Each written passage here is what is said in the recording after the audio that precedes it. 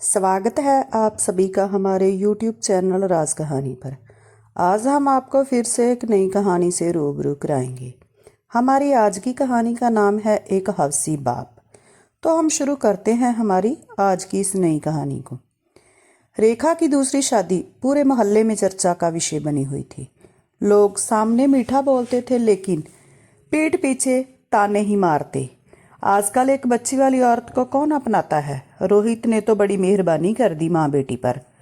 लोगों की यह बातें रेखा के कानों तक भी पहुंच गई लेकिन उसने सब सह लिया सिर्फ अपनी 7 साल की बेटी प्रिया के लिए।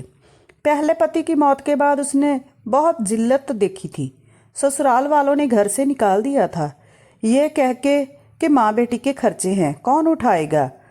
उस वक्त रोहित ने उसका हाथ पकड़ा था। रेखा, मैं तुम्हें और प्रिया को अपनाऊंगा, तुम दोनों को मेरे घर में पूरा मान सम्मान मिलेगा। रोहित की बात सुन रेखा को लगा था शायद अब उसकी जिंदगी संभल जाएगी, लेकिन उसे क्या पता था जिस घर में वे आई है वहां उसके साथ साथ उसकी बेटी भी की जिंदगी भी दांव पर लग जाएगी। उसकी 7 साल की छोटी सी बच्ची किसी की नजरों में जवान थी। रोहित का बड़ा भाई रमेश ऊपर से धार्मिक संस्कारी, परिवार का सबसे बड़ा जिम्मेदार बेटा, लेकिन अंदर से गंदगी से भरा हुआ था। शुरुआत छोटी छोटी चीजों से हुई। प्रिया जब छोटी थी तो रमेश उसे गोद में बैठाकर प्यार करता था, सबको सामान्य लगता था। लेकिन जैसे जैसे प्रिया बड़ी होने लगी रमेश का प्यार बदलने लगा। अब उसकी नजरें प्रिया पर रुकने लगी थी। वह अक्सर प्रिया को घंटे घूरता रहता था। अगर सब साथ में बैठकर टीवी देख रहे होते तो रमेश की नज़र टीवी स्क्रीन पर नहीं, प्रिया के ऊपर ही रहती थी।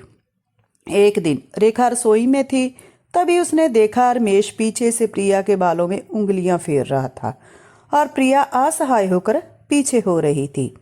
रमेश हंस पड़ा, अरे तुम तो मेरी बेटी जैसी हो, इतना शर्माती क्यों हो।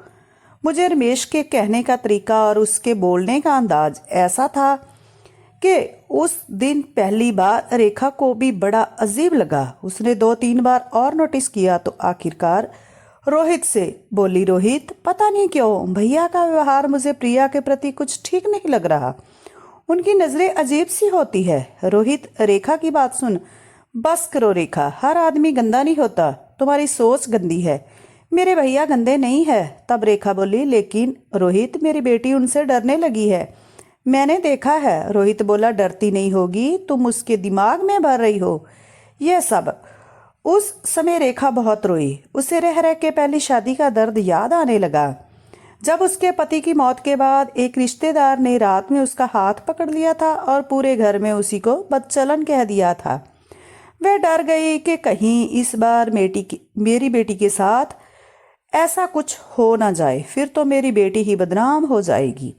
जब रोहित विश्वास नहीं कर रहा तो भला कोई और क्यों करेगा। और इधर रमेश अब और बेशर्म हो चुका था। अब वह जानबूझकर प्रिया को अकेला ढूंढता, कभी कहता, प्रिया आओ बेटा, मैं तुम्हें पढ़ा देता हूँ, और फिर पढ़ाई के बहाने कुर्सी बहुत पास खींच लेता था। अकेले में वह प्रिया को इतना परेशान करने लगा कि प्रिया अब सहमने लगी थी।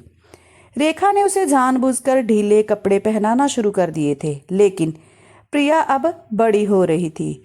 उसे भी समझ में आ रहा था, अंदर ही अंदर वह इतना डर गई थी कि अक्सर गुमसुम रहने लगी, खुद में खोई खोई सी रहती थी। पहले जो लड़की पूरे घर में हंसती दौड़ती थी अब कमरे में बंद रहने लगी। एक रात रेखा पानी लेने उठी तो उसने देखा रमेश प्रिया के कमरे के बाहर खड़ा था, धीरे धीरे दरवाजा खोलने की कोशिश कर रहा था।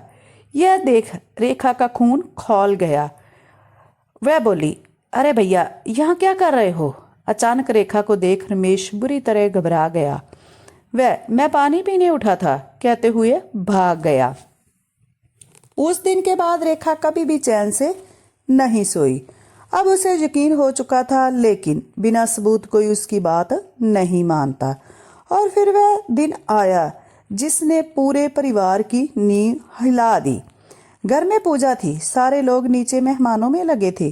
प्रिया ऊपर कमरे में कपड़े बदलने गई थी। रमेश की नजरें तभी से उसके पीछे थी। रेखा सब कुछ देख रही थी। रमेश धीरे से सीढ़ियां चढ़ गया। रेखा का दिल जोर जोर से धड़कने लगा। वह भी चुपचाप उसके पीछे गई। ऊपर पहुंचते ही उसने जो देखा उसके पैरों तले जमीन खिसक गई।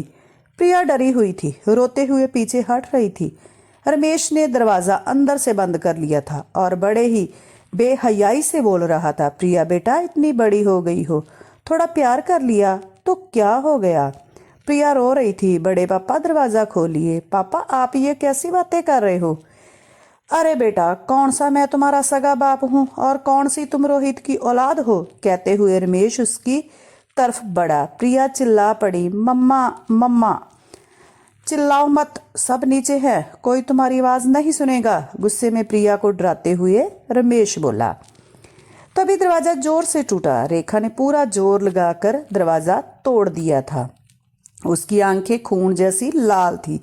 तभी रेखा ने पास रखा पीतल का फूलदान उठाकर सीधे रमेश के सर पर मारा। रमेश जी का खून बहने लगा। प्रिया भागकर रेखा से लिपट गई। मम्मा। रेखा कांप रही थी, गुस्से और डर दोनों से। मेरी बेटी पर हाथ डालने की हिम्मत कैसे हुई। इतना शोर सुन नीचे से सब भागकर ऊपर आ गए। रोहित, सास, जेठानी, रिश्तेदार सब ने रमेश को खून में देखा। रमेश तुरंत रोने का नाटक करने लगा। पागल हो गई है रेखा, मैं तो बस प्रिया को देखने आया था। तो प्रिया कांपती डरी हुई आवाज में बोली, नहीं बड़े पापा आप झूठ बोल रहे हो, यह मुझे गंदी नज़र से देखते हैं, बहुत दिनों से मुझे परेशान कर रहे हैं, बार बार मुझे छूते हैं, सहलाते हैं, मैं मना करती हूँ तो मुझे डराते हैं, रात को भी अक्सर दरवाजा खटखटाते हैं। प्रिया की बात सुन रोहित की आंखें फैल गई। प्रिया बेटा सोच समझ कर बोलो, यह तुम्हारे बड़े पापा है। प्रिया फूट पड़ी, जोर जोर से रोने लगी।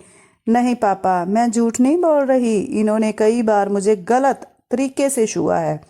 अब रेखा भी चीख पड़ी, अब बोलो रोहित मैं झूठ बोल रही थी, 10 दिन पहले ही मैंने तुमसे भी यही बात कही थी, तब भी तुमने यकीन नहीं किया।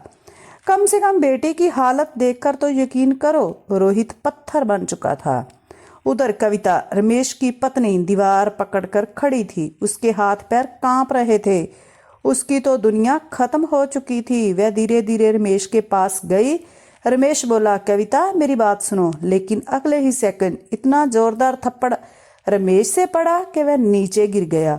कविता चीख रही थी, जिस बच्ची ने तुझे पापा कहा तूने उस पर गंदी नजर डाली। अब रमेश को कुछ में समझ नहीं आया, रंगे हाथों पकड़ा गया था, कुछ कह भी नहीं सकता था, इसलिए तुरंत ही हाथ जोड़ रोने लगा। मुझसे गलती हो गई, मैं बहक गया था। गलती? यह गलती नहीं, जिंदगी है, दरिंदगी है। फिर कविता ने वह किया जो किसी ने सोचा भी नहीं था। उसने रमेश को कॉलर से पकड़कर उसे बाहर घसीटते हुए कहा, देखो इस आदमी को, यह वही है जो बाहर संस्कारों का भाषण देता है। रमेश शर्म से मर रहा था। कविता बस करो, इतना जलील मत करो, अभी तो पूरा मोहल्ला, पूरा समाज तेरा ये असली घिनौना रूप देखेगा। अरे अच्छा हुआ तेरी असलियत तो मुझे समय रहते पता चल गई। तूने बाप कहने वाली बेटी को नहीं छोड़ा।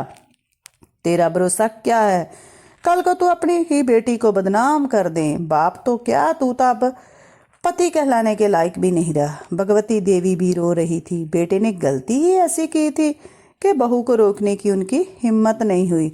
और कविता ने पूरे घर वालों के सामने, रिश्तेदारों के सामने रमेश का कॉलर पकड़ उसे घर से बाहर धक्के देकर उसके मुंह पर दरवाजा हमेशा के लिए बंद कर अपना सारा रिश्ता तोड़ दिया। साथ ही साथ पूरे परिवार ने भी रमेश से रिश्ता तोड़ लिया। रोहित रोते हुए प्रिया के पास गया, उसे गोद में लेकर बोला, बेटा पापा को माफ़ कर दो। मैंने अगर तुम्हारी मम्मी की बातों पर ध्यान दिया होता तो शायद तुम्हें इतना सब कुछ सहन नहीं करना पड़ता। लेकिन आगे से तुम्हारे पापा तुमसे वादा करते हैं परछाई की तरह तुम्हारे साथ खड़े रहूंगा। तब प्रिया पापा को गले लगा रो पड़ी। तो रेखा भी रो रही थी, लेकिन यह सुकून था कि इतने दिनों से उसकी बेटी के ऊपर मंडराता हुआ दरिंदे का साया अब हमेशा के लिए जा चुका था। अक्सर बाहर से ज्यादा बेटियां घर में भी सुरक्षित नहीं है। आपकी इस पर क्या राय है, कृपया करके हमें कमेंट करके ज़रूर बताइए। और यदि आपको हमारी यह कहानी अच्छी लगी तो भी हमें कमेंट करके ज़रूर बताइए। और हमारे चैनल को सब्सक्राइब, लाइक और शेयर ज़रूर करिए।